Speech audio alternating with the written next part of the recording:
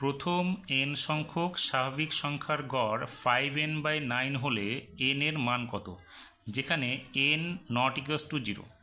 তাহলে আমরা এখানে n এর মানটা কীভাবে বের করব? দেখো, প্রথম n সংখ্যক স্বাভাবিক সংখ্যার গড়ের সূত্রটা কী আছে? তাহলে আমরা লিখতে পারি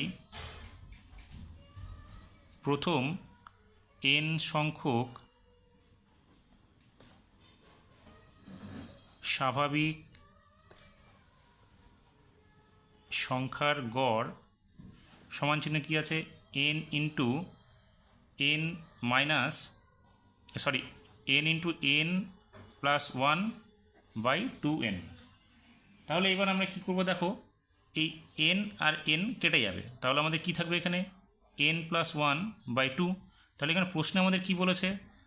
n সংখ্যক স্বাভাবিক সংখ্যার গড় হচ্ছে 5n/9। তাহলে আমরা প্রশ্নানুসারে এইটা সমান চিহ্ন এটা লিখতে পারি। তাহলে আমরা লিখতে পারি প্রশ্নানুসারে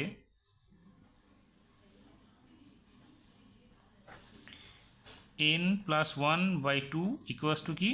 5n/9। তাহলে এখানে দেখো, এবার আমরা যদি কোনাকুনি গুণ করে দিই তাহলে কী হবে?